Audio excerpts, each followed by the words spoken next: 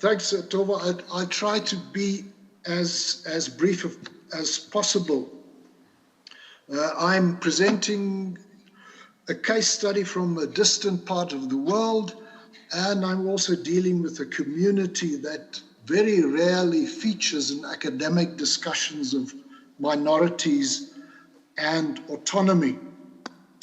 The Afrikaners in South Africa. If you want to know what they look like, I happen to be one of them. I'm happy to assure you immediately that there are far more appealing specimens of Afrikaners, though, than yours truly. Right, who are Afrikaners? They're descendants of mainly European settlers, mainly but not exclusively, who settled at the southern tip of Africa from the middle of the 17th century.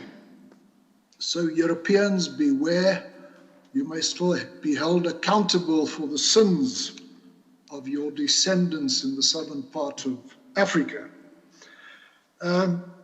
Afrikaners ruled South Africa from the inception of the state in 1910 until 1994, when white minority rule was replaced by black majority rule. Now, I would submit that Afrikaners qualify as an ethno-cultural minority. Some of the defining features of Afrikaner identity are language, the Afrikaans language, culture, and admittedly also race. We're dealing here with a relatively small minority. Afrikaners, if one takes all white Afrikaans speakers as Afrikaners, then we're dealing with a community of under 3 million people out of a total population of 60 million. In other words, roughly 4.5% of the total population. Also bear in mind that 80% of the South African population is Black African. Whites constitute about 9%, coloreds or mixed race, a further 9%, and the remainder are designated as Indians or Asians. And I hasten to add that that kind of classification still exists in law in post-apartheid South Africa. They're not my inventions or classifications.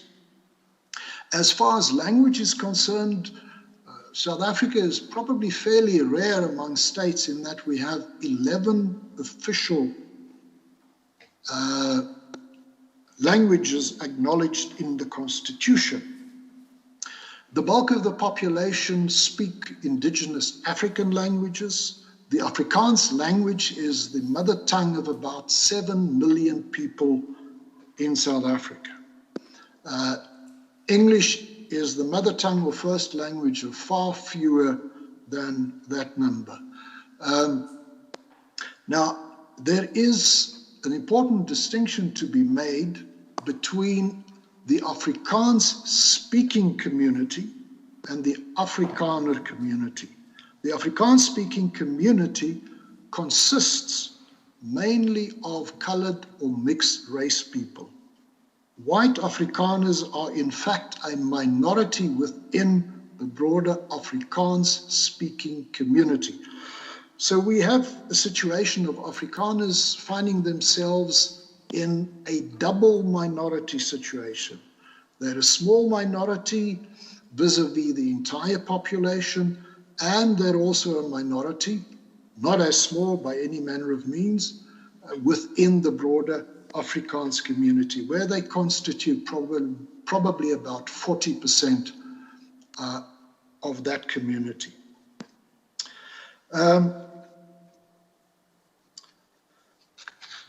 Now, why then the quest for autonomy within the Afrikaner community? And I pose this question particularly in the context of the fact that South Africa has an internationally renowned liberal democratic constitution with an entrenched Bill of Human Rights.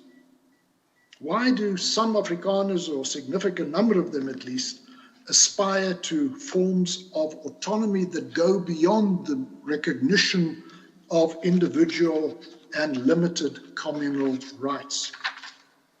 Now let me deal very quickly with the constitutional stipulations when it comes to communities. The Constitution does not use the term minority or ethnic group, nor does the Constitution acknowledge the existence of a group of people called Afrikaners.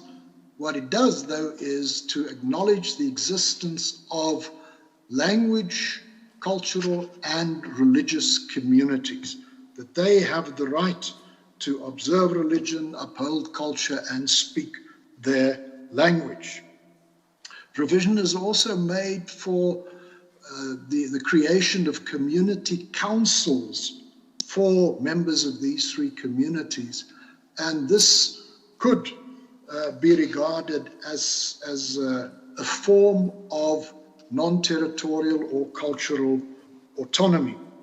And then, perhaps surprisingly, the Constitution also contains a clause that allows for the self-determination of members of language and cultural communities.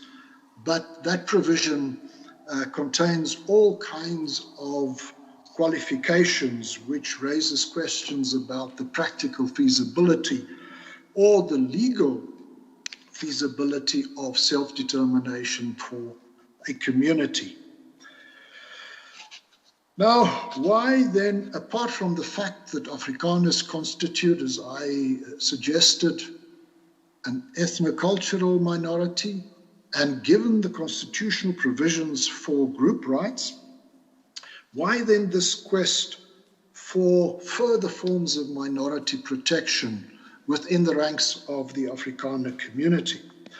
And the answer, I think, one could find in terms or present in terms of living mode exclusion and participation exclusion. Living mode exclusion refers particularly to the demise of the Afrikaans language, which had, for decades of white minority rule, been the language of the state. Since 1994, it's been in retreat on all fronts, and that's a very, very sore point for many Afrikaners, and indeed also other members of the broader Afrikaans language family. There is also cultural alienation, because what is happening in South Africa is the construction of an Afro or an Anglo-African nation in the name of nation building. And a great many Afrikaners find themselves alienated from that enterprise. Then there is participation exclusion, which refers, among other things, to political restrictions on economic opportunities. And this applies, admittedly, not only to Afrikaners, but to whites in general. The very stringent application of affirmative action based on race and on what is called black economic empowerment. Both those measures are enshrined in law. I should also refer to what is known in South Africa as representativeness, where the overall demographic composition of South Africa should be reflected in numerous walks of life, among others in the workplaces, in the public sector, in the private sector, in the composition of sports teams, in the composition of student bodies, etc., etc. And the racial formula, based on the population distribution that I mentioned, is 80% of the positions or places or the spots should be reserved for Black Africans, 9% to coloreds, 9% to whites, and 2% to Indians or Asians. And that creates a fairly strong sense of grievance among whites and Afrikaners in particular. There's also a feeling of political insecurity. After since 1994, Afrikaners, who had been the ruling elite for decades since 1910, had irrevocably lost political power. Politically speaking, Afrikaners as a group have become totally marginalized, and there's an acute, palpable sense of political powerlessness. Then there is state weakness in South Africa. I think one can with good reason argue that South Africa is a fragile state displaying symptoms of state fragility. Some would say it is a collapsing state. And in addition, South Africa has become a captured state. That is to say, the state has been captured, as the name suggests, by particular interests within the state and outside of the state to further their own, especially material interests. Add to that a sense among Afrikaners in particular that the state is not merely indifferent to the identity concerns of Afrikaners, but actively antagonistic. So those are then, to my mind, some of the factors that contribute to this quest for autonomy. Now, there are various forms of autonomy that I deal with in the book chapter.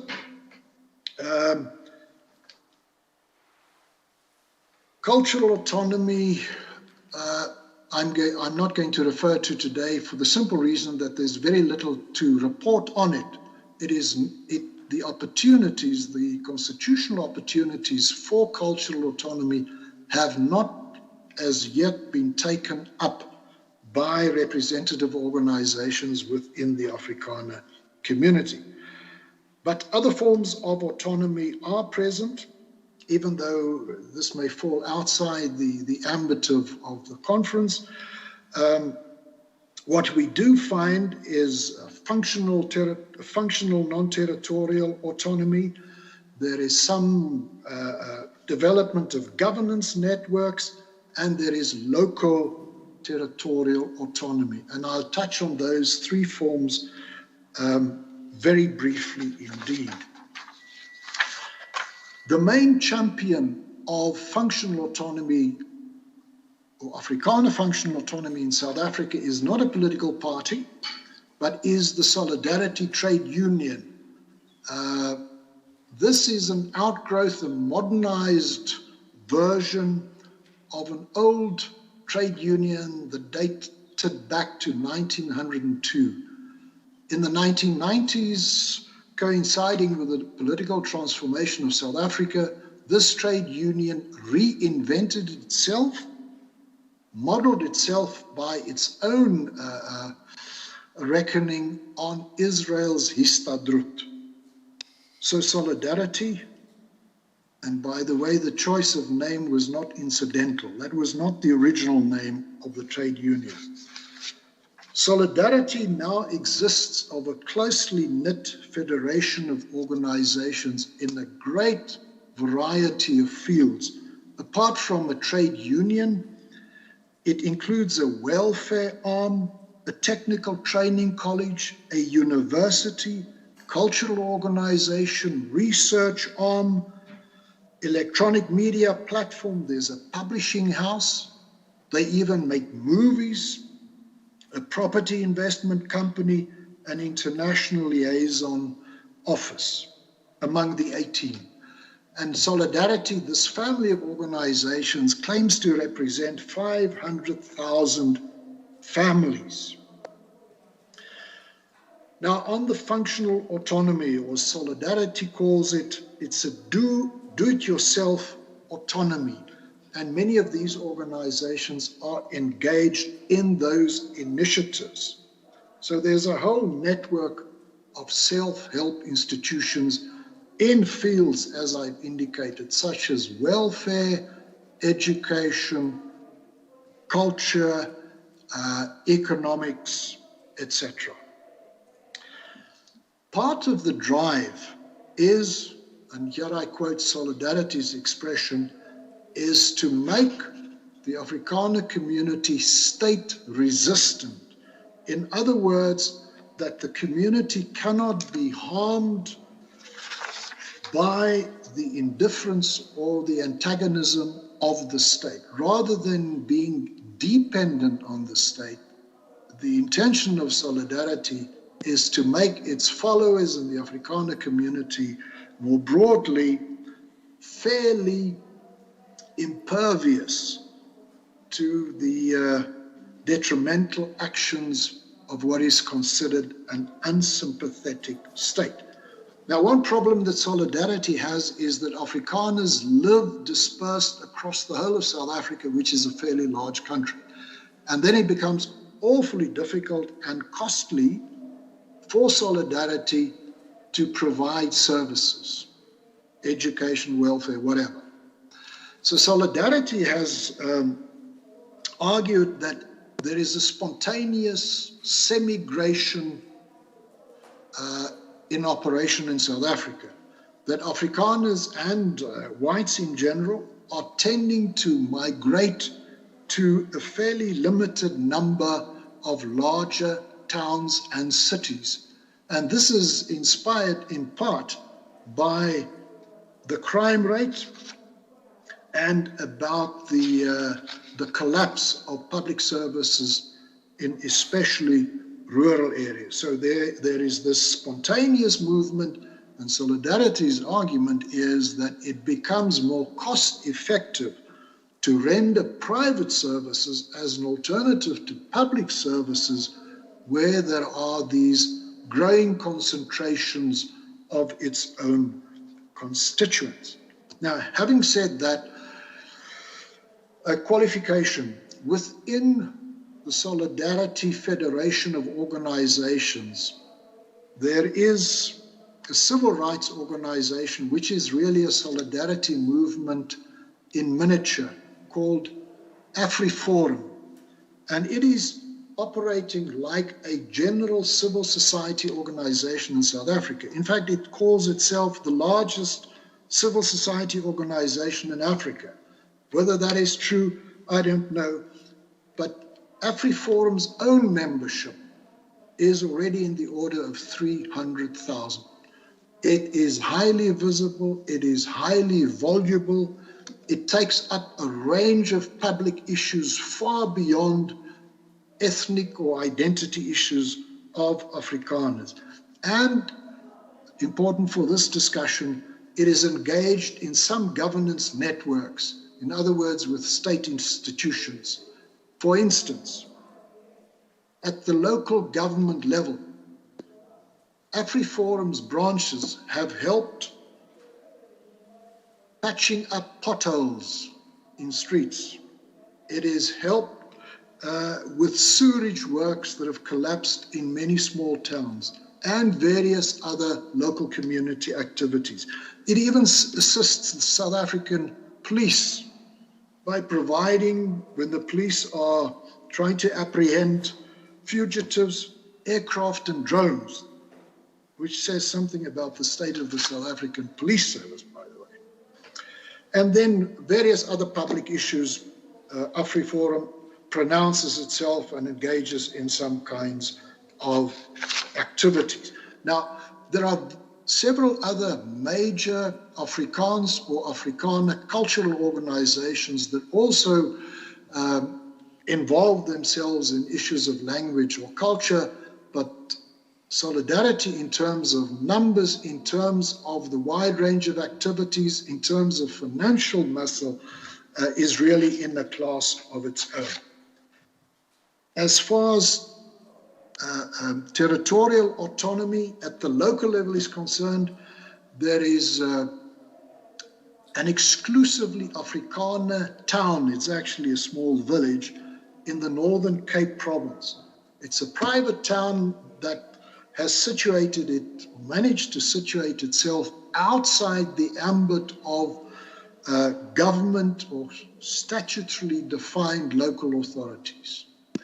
Solidarity has become involved in this initiative, which dates back to the early 1990s, with an idea that this small town of Orania could become a growth point for Afrikaners. A high-tech city is the ambition. Whether it will reach that, of course, is a different matter. Statutory cultural autonomy, if there are questions, I'd be happy to return to them. I'd like to end where I began, Tove, and that is that I hope that autonomy initiatives in South Africa, not only of the Africana community, but of other communities too, will start to attract greater attention in scholarly work on different forms of autonomy across the world. And that's the end of my presentation. Thank you. Thank you very much, Deon, and sorry if we gave you stress on the time schedule here. Any quick questions on the case study from South Africa? I don't see any hands, I think. Sorry? Oh, Pete, you have a question? I didn't immediately raise my hand. It's a lot of process. No, not really a question. No, okay, good. I think it's because people are getting ready for coffee and we still have one more paper. Can we manage? Yes, I think so. Yeah, good. Okay, thank you, Deon. We can hand out your email if people have questions. Thank you for your patience. Thank you.